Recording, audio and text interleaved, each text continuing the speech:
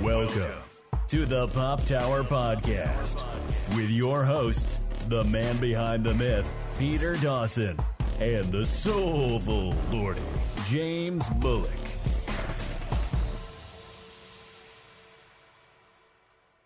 Episode 70 of the Pop Tower begins now. I am indeed Peter W. Dawson. And I am James Bullock of the Soul Squad. Yeah. It's the only time you can make that joke, really. No.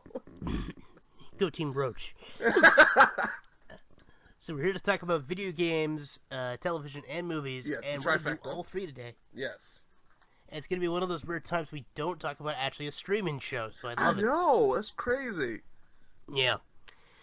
So, first up, we're going to talk about a game that just kind of got mentioned to me, and then I was like, oh, that seems neat. Maybe I'll check it out. And then I just mentioned it to the other people at KwinnPop, and you checked it out. Yep. I've checked it out a bit since then. You've played through the whole thing, though. Mark. Yeah, I finished the story, yep. Yeah, so you have more experience with this than I do. So we're going to talk about Terminator Resistance. The Resisty. Yep. And it's basically, I guess it was a tie-in game of sorts to Terminator Dark Fate, even though it doesn't really tie in. Yeah, it was one of those things like they put out a licensed video game at the same time the movie came out, but it really has no connection whatsoever. Yeah, and it's not like... I gotta bring this up, because this is Teon, the company that also did the Rambo game, which is infamously bad. Please, if you have not seen clips of that game, look it up on YouTube. Pause the podcast and look it up, because it is hilarious. Well, yeah, like they changed, like Rambo 1 in particular is hilariously awfully told, because it's like, oh, yeah, remember that movie where he tried really hard not to kill anyone? Yeah, now he's just shooting everyone. Just killing everyone, including cops. Which is more accurate to the book, I will say. Right. The book is also incredibly depressing. Yeah, in this case... you're supposed to feel like a big man. Yeah, so Terminator Resistance tells the unique tale of a future... Yeah, no, he is a Resistance soldier. I was about to say, I think it's just a survivor who becomes a Resistance soldier. No, he was already a soldier. Like playing the game at the beginning of the story, it feels like that. Like he's just a guy that survived, and then he finds the Resistance, and then he joins and starts fighting. But you find out that, no, he actually was part of the Resistance. Yeah, he just has the bad luck of being sole survivor. Right. Which happens a couple times. He really has bad luck. Which is usually how it goes in a post-apocalyptic dystopian area. Mm-hmm. And when you're the only one who can fight. Yep. So in this case, you follow Jacob Rivers as he interacts with the Resistance, helps build up trust in a community, and eventually has to go and do some awesome stuff. Yeah. Because they do eventually tie it into the Terminator lore more directly. Like, most of the time, you're just kind of in the future. Battling all the different types of enemies. Right. But eventually you do, like, your own story ends up connecting with the larger meta plot of the Terminator films to a degree as well. Which actually was done very well. I was surprised how well they integrated it into the overall lore. Specifically for the first two Terminator movies, mind you. Yeah, because of course, it's like, I always love it. A new Terminator sequel has come out. Only 1 and 2 are canon. We've said that how many times? Yeah. Well, then again, I actually think Terminator 3 was canon, sort of. Yeah, 3 was somewhat canon, yeah. I think that was one of those ones, like, when they started seeing the reviews a little bit and it was more mixed than positive, that's when they started chipping away at certain aspects and saying, oh, this was canon and this wasn't. Yeah. And it's just gotten to be a mess. Yeah. What can you do? Anyway, so... Probably the easiest way, like, I've seen this word, I don't know who first coined this term, someone online did. Okay. But everyone I know who's played this has called it Fallout Light.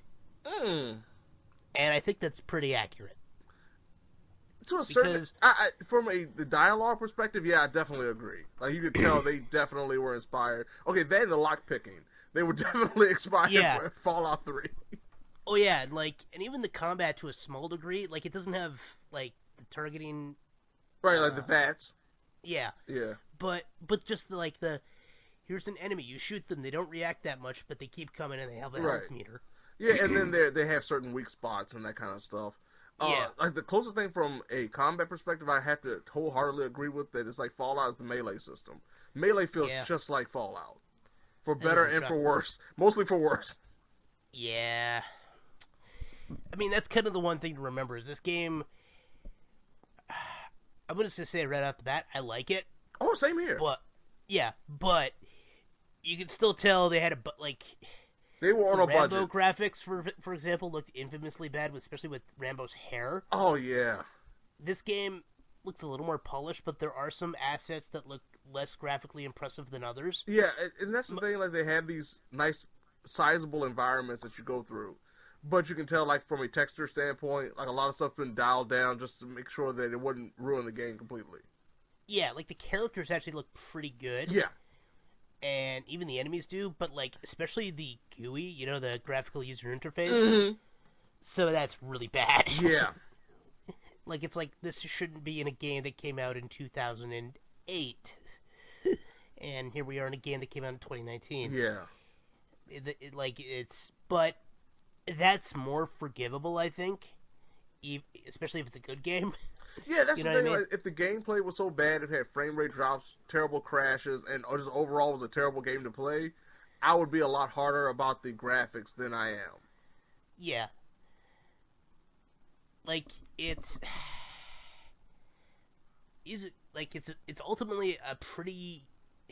It is generic to a degree, but it's generic in a good way because it does capture the kind of generic stuff you'd want in a Terminator game. Yeah, and a first-person shooter as well. Like, it's not going to shake up the world. It's not going to revolutionize anything. But for 9 to 10 to 12 hours, you're going to have a good time playing it, and that's all you can ask for. Yeah. I mean, this is probably a bit above average, but it's surprisingly enjoyable. Yeah, I think that's the best way to put it. Is it's surprisingly enjoyable. Like I actually got it. Sorry, go ahead. No, I was just going to say because when you mentioned it, I was like, oh, I'm gonna just give it a try. Probably do some first impressions and be done with it. But I did enjoy it enough to say, hey, I want to finish this game. Yeah, and I will say, I actually got invested in some of the characters. Mm-hmm. I wouldn't say they're the most engaging, but I mean they're better than some other NPCs I've met. Yeah. In other games, I mean, Lord knows. And honestly, they fit right in with the Terminator lore and the universe. Like, especially one particular character that you meet about halfway through the story that is a big part of the Resistance. Like, she is perfect for a Terminator's character that you would expect that would have been in a movie by now. Yep. And there's some branching storyline stuff in this game that, like, it kind of feels like a Metro game. Mm-hmm. Where it's like, at certain points you become locked into stuff, but so you don't have like the full sandbox. But right. You've got some freedom. Yeah, there was not to spoil anything major, but like certain side missions actually have some repercussions to the overall ending that you get. And like there were things I was doing that I thought was for the betterment of the community, and it was not in the end. Yep, oopsie doopsie. No, but I was actually really surprised. It's one of those things that for a licensed product, especially coming from the developer that it came from, I walked away feeling like, okay, that was actually a very fun experience. I definitely would suggest to people if they have like a weekend that they want to kill and they just want to play something that's not necessarily too taxing or pretty mindless, and you like a first-person shooter, this is perfect. Yeah. Like, Steam users actually gave it a very positive score. Yeah, I don't blame them. Like I said, it's a really easy to enjoy type of game that doesn't ask that much from the players. There's no microtransactions. There's no busted online community. It's just a nice single-player first-person shooter that actually does well with the source material that it's working alongside with. Yeah. It just sucks that it came out at the time that it did. Like this came out. I know we talked about this off camera when we were talking about it when we decided we want to talk about it. If this came out earlier in the year, like during the summer or something, I think a lot of people would have noticed it a lot more. But more importantly, if it came out like at the beginning of this generation, this would have been one of those big system seller games. Like if you're getting a PlayStation 4 and Xbox One, you have to get this to have it into your collection. what blows my mind too is people are saying someone had the nuts to say this is the worst game of 2019. Oh yeah, I saw that. And I'm just like, really? Really? This isn't a year that WWE 2K20 exists. Yeah, like just on every fundamental level, that statement is wrong. No, not at all. It's not a broken game. And like, it's the only thing I'll say is just not that inspired. But technically, good game. From a gameplay perspective, good game. From a story perspective, good game. Yep. If you had to give it a out of 10, it would be a 7 out of 10 across the board. It's not a bad game. At worst, a 6. At the worst, 6. I couldn't even give it a 6 because, like, to me, it's just you're getting kind of close to those muddy waters there. But yeah, to me, like a solid 7 across the board. I had played so much worse than this generation, that I walked away feeling like, okay, that was actually worth my time. To say this is the worst game of 2019 is pretty much blasphemy. Yeah. I saw that and I was just like, what? No. What have you played this year? Like, what have you played in 2019? You must have not played much. No, I know. Like, there's legit plenty of bad games. And I mean, now that we're in 2020, we already have a contender for worst of 2020, but we're not going to get into that. Right. Oh boy. We might do that in a future episode. I kind of don't want to. But yeah, I guess that's all we need to say on this game. Like I said, it's a solid game. If you like first-person shooters, you have a weekend to kill, I say go for it. It's a nice little fun game that, from a license perspective, is probably one of the better licensed games I've seen in quite some time too. Yeah. That's the other thing. It's like, because it took a license, but it didn't. It kind of tied it into recent stuff, but it still stood on its own with its own story. Mm-hmm. And that's probably the best. Like, that's what Spider-Man did. Exactly. And so it's paid off greatly. That might be the best way to do licensed. Yeah. What we need is a Breaking Bad game. Oh man. No, because there are some that exist, but they're bad. Yeah. I think actually one came out in 2019, and I remember being pretty bad. Oh man. So. That's El Torino. Yeah, but I guess we should dive into, because this will probably be the good chunk of the episode. Okay. Good Place. The Good Place.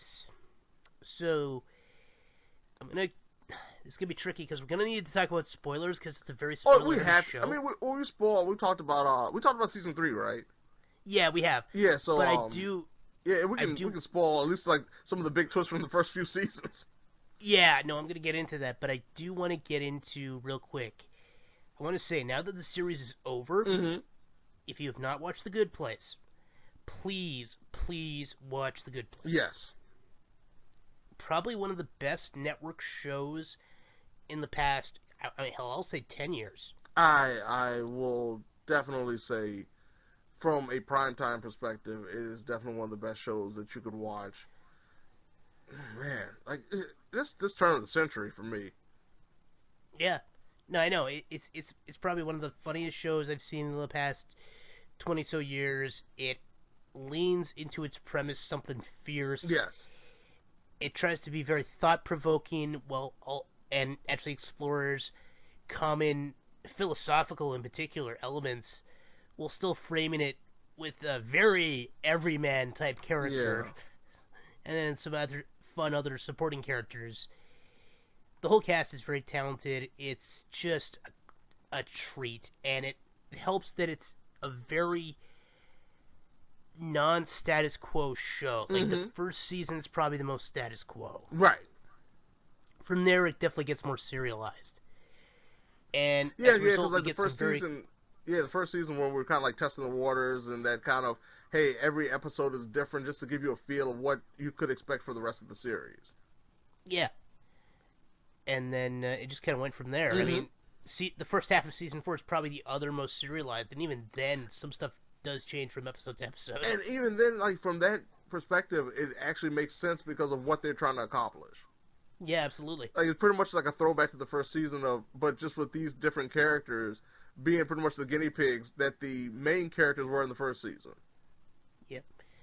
Okay, so yeah, let's dive in here. So, For those who are just joining us, at the end of season 3, the whole thing was they're trying to run a test to prove that people in the afterlife can improve. Mm-hmm.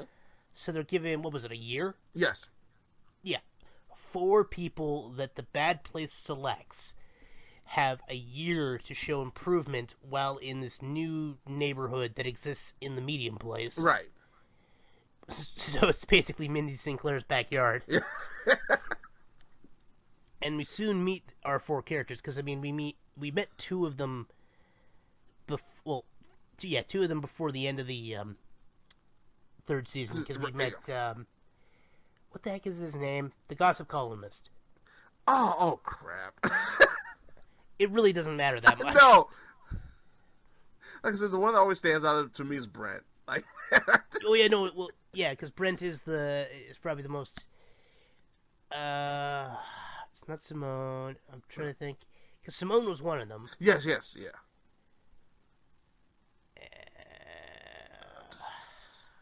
Why can't I think of his name? Crap! I hate this. Yeah, this is the worst thing to blank on. Oh crap! I can't remember. Was it Chris? No, I thought Chris was someone else. Yeah, I think Chris is someone else. Okay, generic person number 3. That's a bit harsh.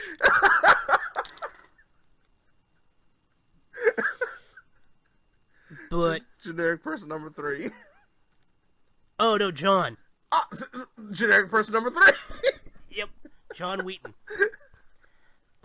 He was a gossip columnist who, in particular, wrote stuff about Tahani more than once. So there's John, there's Simone, who we met in season 3, mm-hmm. Axe, the brain scientist, and then Brent.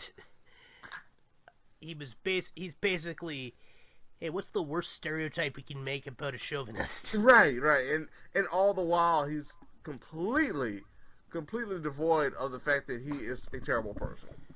Yep. Like, there's zero sense of self-awareness. Yes. Which is kind of funny, but it's also kind of annoying.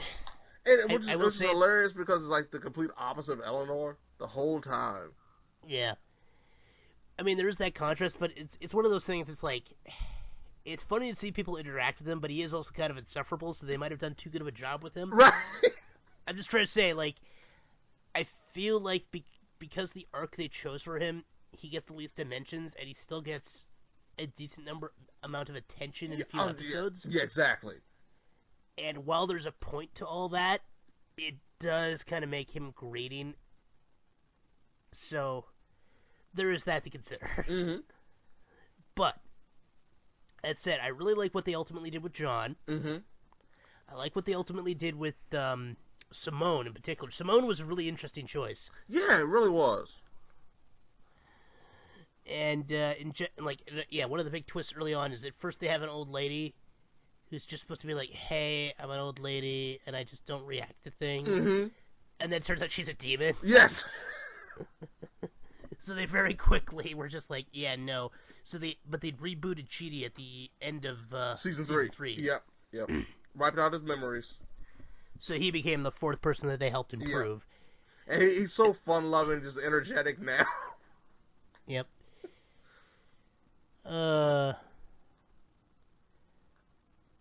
And then so the first 2 bits follow they just kind of follow what happens, and then stuff starts to go weird immediately because not only are they dealing with these 4 people, and that's causing Eleanor problems, because she also kind of had to pose as the architect because Michael had a panic attack. Right. Which was legit. Yeah, like she just tries to take over and tries to, because she's experienced this, and like one of the big things about the entire series is the fact that Michael has continuously tried to rebuild the quote-unquote good place. That he's discovering that he is not as smart as he really tries to think he is, and that certain people, specifically Eleanor, actually has his number. So she kind of feels and takes it upon herself like, okay, if I can do all of this, I can help out too when the time has come. And unfortunately, as expected, she's not too good at her job. Yeah, it's pretty rough. And they're trying to kind of recreate some of the stuff from season 1, and it almost feels like they forget that some of the stuff in season 1 was meant to torture them. Right, exactly. So we get like a conspiracy with Simone trying to figure out what's really going on. Mm-hmm. Meanwhile, Cheetah's just kind of going with the flow. Yeah, like I said, he's having the time of his life to a certain extent now. Like he wants, with his memories not a factor in anything he does. He's such a carefree, fun-loving guy. Yep. And then John, in particular, well, he starts off pretty annoying. Mm-hmm.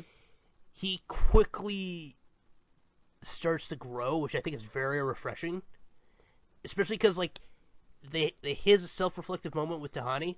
And after they both have a natural spat, because of course they do. Right. They quickly both grow stronger as a result, which is a very endearing moment. Yes. Which I think kind of gives the world hope, because it's essentially, it's a gossip columnist and the target of their annoying angst. And they're like, oh, what's the harm? And it's like, you know what? Self-evaluation time. Mm-hmm. Maybe there's a better way. If only it worked that way in real life. Just saying. So the first 7 or so episodes follow this, although there's a really good diversion, because early on there's a twist with the bad play. Do we even want to give that away? Yeah, we've talked about it in the last one. I think we can just leave it alone this time. Yeah. And then, at the end of the 7th episode, we get that moment of self-evaluation. Yeah, it's Judgment Day. Yeah, and then we get a two-parter where they kind of look at the debate about the growth of the characters during the experiments, and then we get the very interesting flashback to Cheetah's life. Yes. And his self-evaluation now that he's able to see his whole life flashing before his eyes. I love he's always been a mediator. Like, it's just incredible. Yeah, it shows the kind of the problem with his character. Yeah.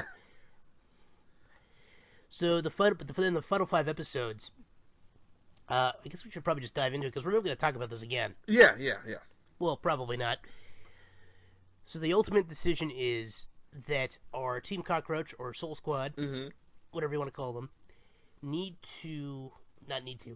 basically put to task to find a new system for the afterlife. Yes, because it stands a good...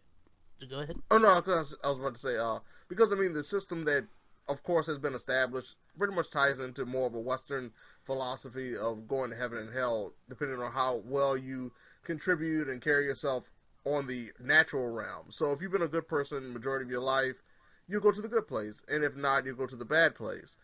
And as we've seen with some people that have been involved in this experiment, it's not necessarily the best idea.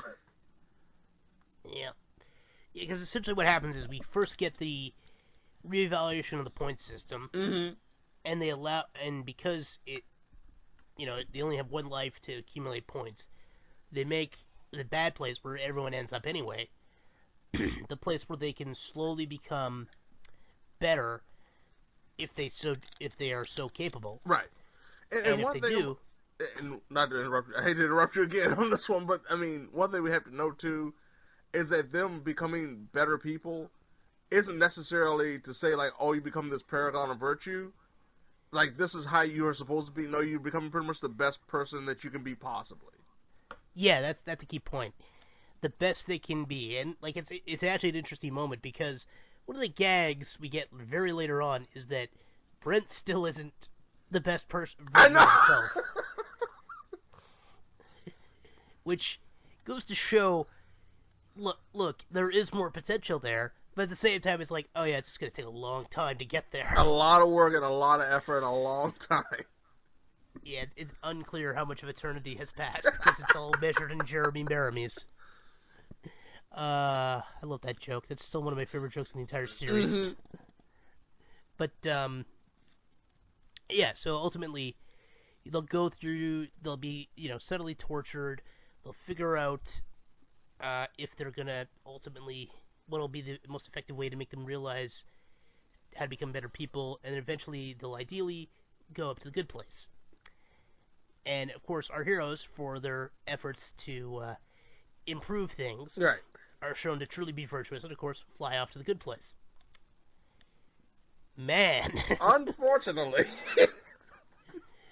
it's a very good point what they bring up in the show, because they're in a perfect paradise, and it's just leading to perpetual boredom because of eternity. I do love how Lisa Kudrow is the person that explains this. Man, some of the guest stars in the final season here have just been a delight. Yes, because we got Lisa Kudrow as, what was her name, Hypatia? Yeah, she's Hypatia or Patty. Yep, Patty. What about your boy? Yeah, Timothy Olyphant. Yes. that was one of the funniest bits. Because the whole joke is that Maya Rudolph's character, Judge Jen, she has a father figure fetish. Yes. So at one point when they're in Janet's void talking about the new system, to help keep her distracted, they conjure Timothy Olyphant, who is apparently Timothy Olyphant. But like, it's weird because it's like he's dressed as Raylan Givens. Is Raylan Givens from Justified? I haven't watched Justified in a while. I need to rewatch that show. Actually, it's a pretty good show.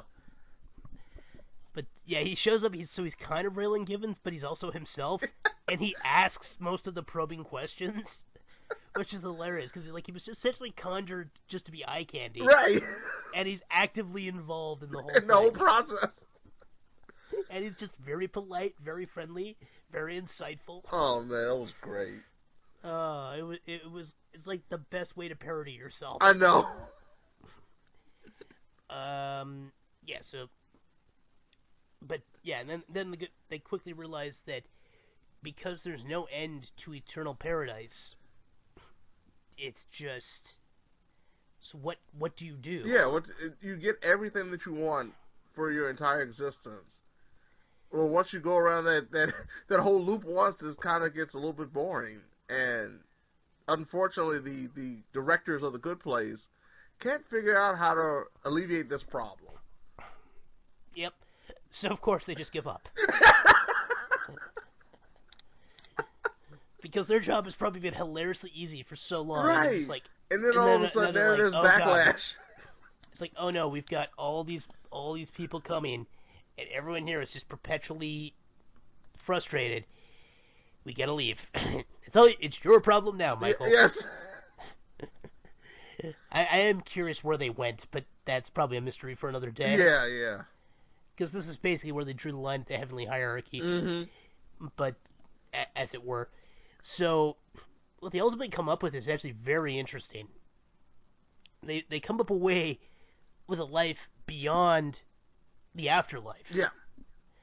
Because they create what's effectively just a doorway in a forest that when you pass through, ends your existence as it is known. Mm-hmm. What exactly happens to you is left purposely unknown. So it's like dying again in the afterlife, essentially. Right. But you choose to go through it when you feel you're complete. Right, when you become the best person you can possibly be, you've contributed as much as you can, then you can go through the door. Well, I think there's a line that Chidi has in particular that is very fitting about this. Having enough time with the people you love. Like, that's probably the line that I think sticks with me the most. Mm-hmm. About this concept of paradise, in the afterlife. So that pretty much sums it up. And as we see, we see how these characters live out the rest of their days in the good place before they either choose to go through the door or perhaps have a different decision. Right. Because, in particular, Janet, of course, is immortal. Right. And it's the second most powerful being. Most powerful now being Derek, because he's been rebooted too many times. He's just a floating cloud of existential whatever. And Tahani, when she's not taking advice on chairs from Nick Offerman. Yes. Presumably playing himself. Yeah, I assume that he was playing himself. Yeah. She's building a neighborhood. Yes. She's becoming an architect. She wanted to become an architect at the end. I thought it was so cute. Well, it makes sense, too, because she's always been, like, the party planner and stuff. Right. So that does fit her character very well. Like, everyone's fate kind of fits. Like, Eleanor, of course, would take the longest to decide to potentially, pass through the doorway. And not only that, but just that selfish nature that she had from the very beginning kind of came back. And just typical Eleanor form. Yeah, and it's not. It's very understandable in this way, especially when you consider her life up to this point. Right, and just the experience they've had over this afterlife. Like I said, we don't know how long it's gone on. It's Jeremy Bearimy. Yeah. And Jason being the first to figure it out is very fitting because it's his simple way of life ultimately helps him realize in his own very, I'm saying simple a lot, but there is a joy to that because there's a simple decisiveness to it all, which is one of the main appeals of his character. And he's ultimately a well-meaning, just horribly damaged individual. I mean, that's the thing. Like, a part of his character, the main thing that damaged him was the reason why he did the things that he did. It was always so simple in the sense of what I believe in. That's what I'm going to work toward. Absolutely. So it's very admirable in that way. And by the way, did you know some of the jokes in his perfect game of Madden? Yes. It's pretty great. Yeah, and then Chidi in particular, like, he figures it out, and of course, part of his thing is helping to convince Eleanor to let him go. And like I said, Janet, she's still in the afterlife, so she's going to be doing whatever. But, oh yeah, and of course, there's Michael, whose whole thing up to this point has been growing to sympathize with humans, so naturally, they allow him to become a human. Yes. Which is fitting, especially when he felt shame over his original fire squid form. Yeah. Which, on the one hand, I'm a little sad we never saw. Right. On the other hand, I think that's the point, because he explained, he's like, if you saw me as a fire squid, you would never think of me the same way. That's probably true for the viewer as well. Right. So it's probably better that we never saw it, you know what I mean? No, I'm perfectly fine with it. Because, I mean, we had the demons that showed up here and there, and it wasn't like that big of a deal to see those out of their quote-unquote costumes. But like you said, seeing Michael as he is, it kind of takes away even the twist from season 1. It would take away a lot of what made his character so easily acceptable. Yeah. That about sums it up. But ultimately, I think, and showing what he's taken away from his experiences with these people in his life on Earth, I think is pretty solid as well. Yeah, like I said, I thought his character arc was absolutely phenomenal. Every season it was something different in the way they presented his growth, and yet he's still, and that was like one of the biggest lines with Sam. It was like, hey, you won, but you still failed. And that's in general, not just Michael, but life in general. Like, just, you had these successes, but then a lot of times there's things that you kind of were striving for that you come up short on. Yep, it happens. Mm-hmm. And I think that's ultimately just the solidness of the show. Like, it has very flawed characters, sometimes to comedic extremes. Like, I'm still remembering the text from the end of season 2 where Chidi's like, it's just a hat. Yeah!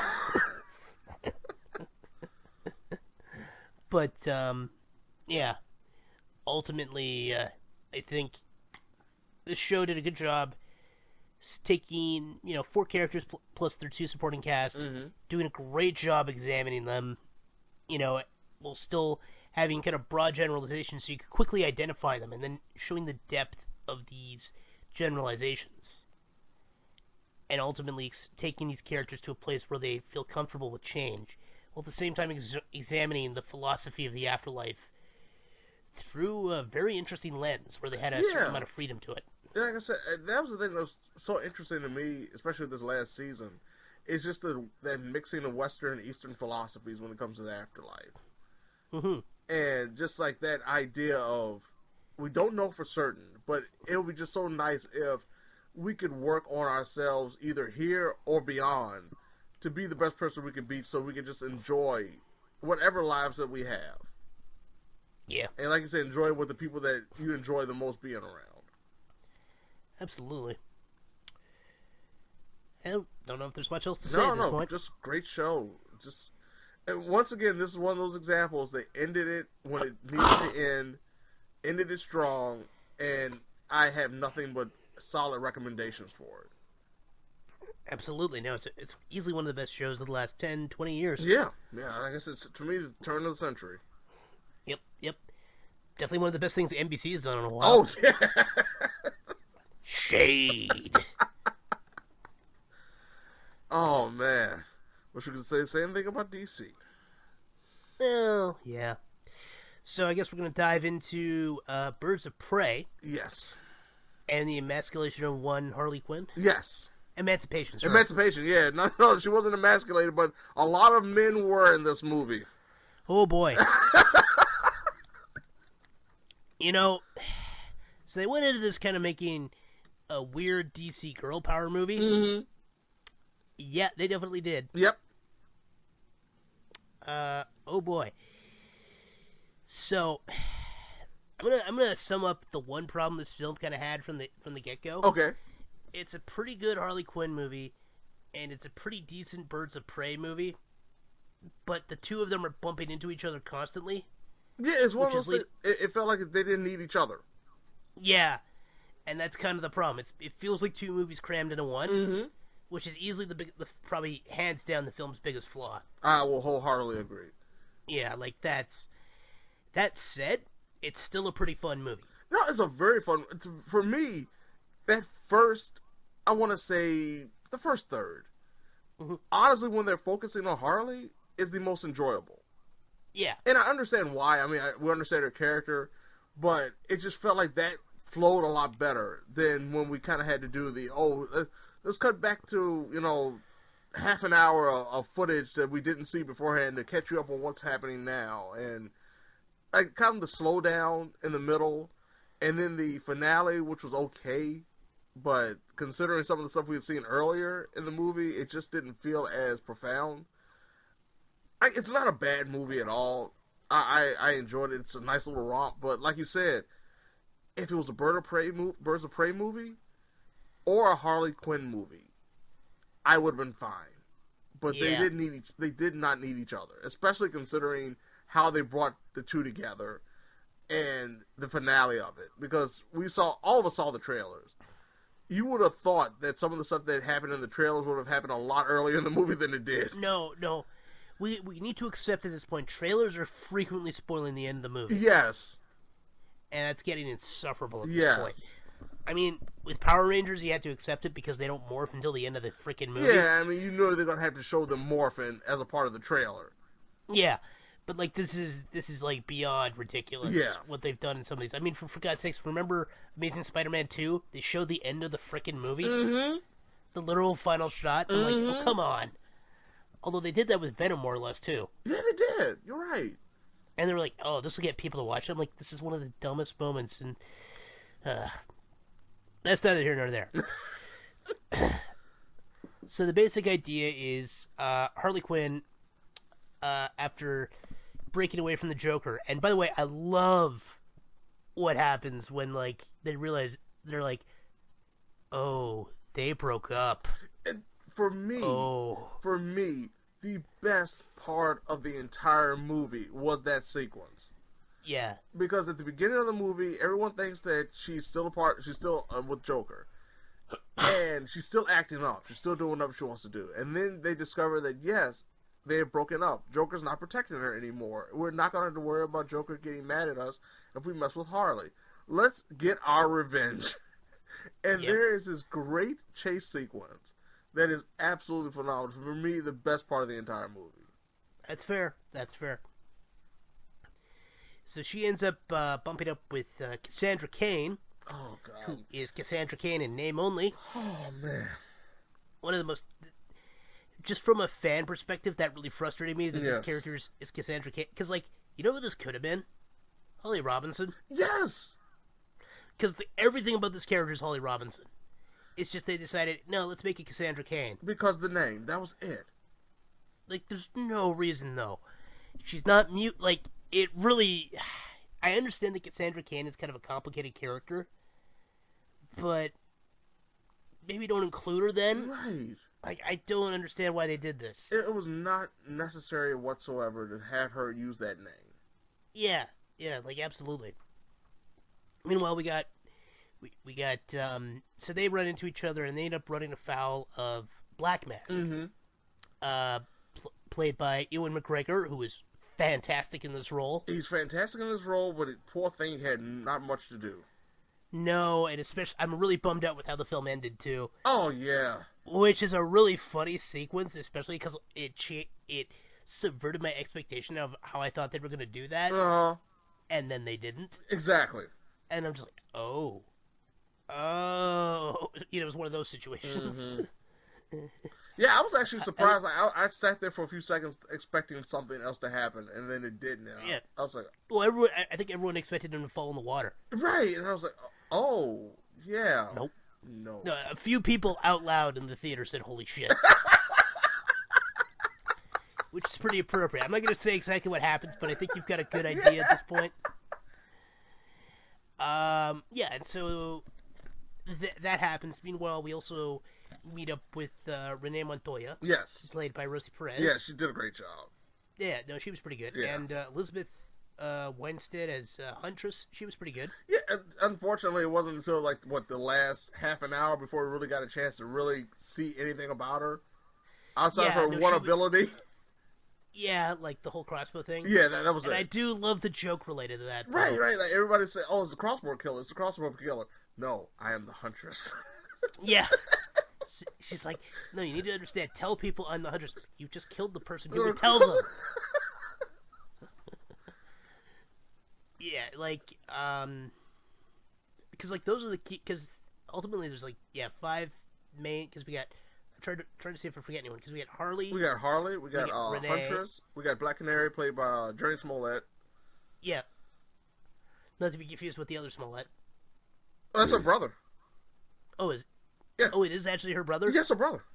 Oh, boy. Yeah, that takes me back. Yeah, it's her brother. I forgot that they were related. Yes. I may have just flat out not known, actually. No. But, anyway, yeah, Black Canary, she's in a good chunk of the movie, but she also, pushing the plot for a good chunk of it is, Montoya, That's what Renee's Harley, and Cassandra. Yeah, and the problem is, like I say, Cassandra's just, she's fine. She's got a few good moments, especially a couple that lead into the climax, but, she's okay. Montoya's pretty good. Harley's, of course, pretty good. For me, it's Montoya and Harley is the standouts. And, of course, those are the ones that got the most screen time outside of Black Canary. Yeah, Black Canary got a fair bit of screen time, but she didn't do a lot for a good chunk of it. Right. I mean, there's a point where she's just a bodyguard and a driver. Yep. She just sees things happening around her. She's not that big of a deal. Yeah, she starts out as the henchman, but is the henchman who later, as you can probably guess, because she's a hero, changes sides. Right, exactly.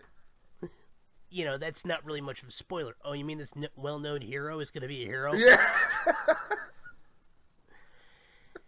Oh, yeah, and I also forgot Victor Zaz is in this. Oh, that's right. Yeah. They really didn't do much with him. No, not at all. No. In terms of good use of DC characters, this is firmly in the middle ground. Yeah. Well, they do a pretty good job with Huntress, they do a pretty good job with Harley, and they do a pretty good job with Renee. Black Mask doesn't get a lot to do. No, not at all. Zaz gets basically nothing to do. Black Canary is mostly wasted. Does do the Canary Cry. That's hopefully not too much of a spoiler. Yeah, I mean, you know it's going to happen. Yeah, it's one of the things you had to know, and was a bit forced when that came up, but wasn't the worst. Yeah, and even more so was the fact that how it affected her afterwards. Yeah.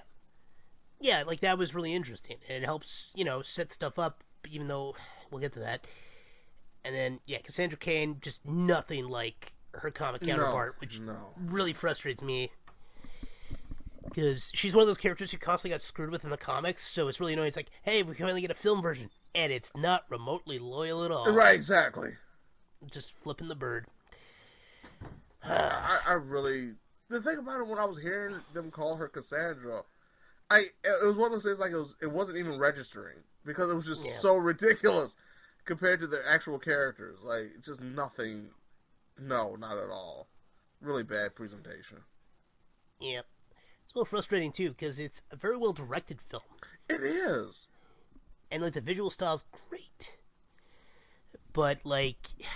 One of the things that I know we've always had a problem with in certain movies, I know we talked about the final fight in Black Panther, for one. We've had a lot of sequences in movies lately, especially superhero movies, where the fight sequences are very disappointing, just from a shot perspective, just the way they're presented.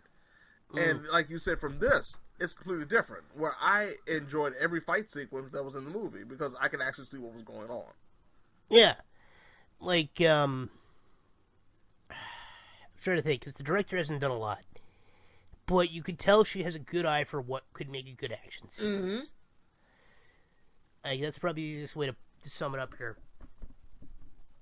And so I'm hoping the fact that this film is unfortunately not looking good at the box office isn't going to screw over potential future prospects too much. Like, you know, it's one of those things. Like, we finally get an obviously very talented female director, and we always have this complaint, you know, female directors don't get enough big budget films. She gets a big budget film. It's very well directed. She's doing the best she can with a kind of weak screenplay, and it's still like, it's not going to make a lot of money. Yeah, still people are not going to go see it. I'm worried they're just going to take the wrong lesson. So I guess we'll see. Yeah, it's one of those things like we saw what happened with Suicide Squad. And yeah. I think like they were thinking like, hey, this is kind of like that makeup for it. Yeah. And now, it made less money than the Academy Award-winning film Suicide Squad. Right, exactly. That's what I'm saying. And in the end, though, it actually got a worse reception to a certain extent, especially from a financial standpoint than the... Yeah, critically, definitely, it's doing better than Suicide Squad. Yeah, no, the critics actually, in general, liked it. They especially like, it looks like critics in particular really like Ewan McGregor, although I think Rosa Perez gets understated. Hands down. Like I said, yeah. Her character and Harley, Margot Robbie's character, they were the best parts of the movie just because of how well they did. And they both got a lot of screen time, too, so they worked with what they had and did a very good job at it. Yeah, it's really kind of a shame it hasn't made that much money, and it's not really charting the box office already domestically. So I hate to say it, this might end up being a bomb. Yeah. Which is a real bummer, I'm sure, especially considering what website we're on. Yeah, no. But I mean, like, it is pretty frustrating in that respect. But I think at the end of the day, if you're wondering, should I go see it? I would still say go see it. Yeah, no, it's not a bad movie at all. Like I said, actually, no, like you said, the fact is that it felt like it was two movies that was squished into one. And that's like the biggest problem to me. It's just the fact that I wish we had a Birds of Prey movie that could have breathed on its own, and had a Harley Quinn movie that had the opportunity to breathe on its own. Well, I'm thinking part of the problem is DC wanted, or maybe Warner Brothers wanted X, and that kind of got foisted upon the screenwriter. And so the screenwriter had to kind of gel these two concepts. It might have even been with the screenwriters like, so we need you to make a script for these two concepts, and then we're going to mash them together. And like, okay. I don't know. I feel like this was a failure mostly at the studio level. I can believe that. I mean, a good screenwriter would still have overcome this problem. But, like, I'm just saying, if we want to figure out why this happened the way it did in the first place, I would probably put it on the studio. I could be wrong. I'm very much... But that like, seeing what I've seen historically, that feels like where this went wrong. Right. And, maybe it was not the best idea to just brand it as Birds of Prey, because ultimately, Birds of Prey doesn't really penetrate into pop culture as much as some of the other stuff has. And Suicide Squad, they at least were able to market the hell out of Will Smith. Right. If nothing else.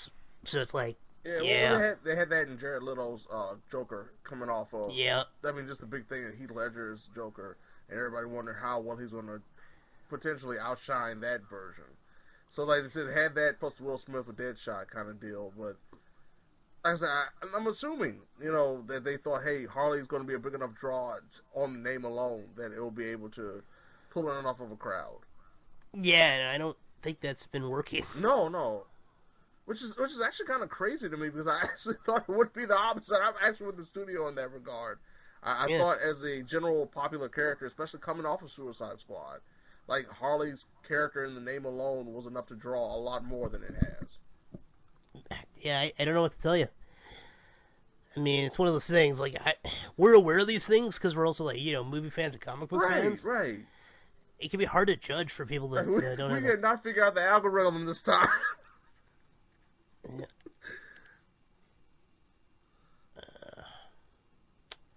Don't know if there's much else to say. No, not really. No, not at all. Just Yeah, no. Like if you can still see it, definitely go see it. Yeah. Like there's no reason not to see it. No, it's not a bad movie. It's a fun little movie. It's just like I said, it's one of those things that if the studio kind of got a little bit heavy-handed with it, I think they did it in the wrong direction. And that's about it. But in terms of like Harley, especially if you're coming in for Harley, like you'll be thoroughly entertained majority of the time. But don't expect it to be, this classic. It's okay. Well, at least one thing. Okay, it's better than Justice League. So that's not saying much. But as a as a group, it's better than Justice League. It's better than Suicide Squad to me. Better than Aquaman, I'd say. I would say it's on par with Aquaman. Okay. Yeah, I would say it's on par with Aquaman. I think Aquaman suffered from the typical origin story type of movie that we've seen so many times for a superhero movie. And this kind of had that same problem, but in a different way. Yeah, I would say if you enjoyed Aquaman, you probably enjoyed this just as much, if not more so. Mm-hmm. Just because of Harley's being just that chase sequence, man, I cannot recommend that enough. Just for the chase sequence alone. Yeah, fair. So I guess at that point we'll wrap up this episode. Yep. Thank you as always for being here, James. Oh, it's always a pleasure, and I have to say, if there's one thing I can figure out to end on a good note, it'll be this. Take it sleazy.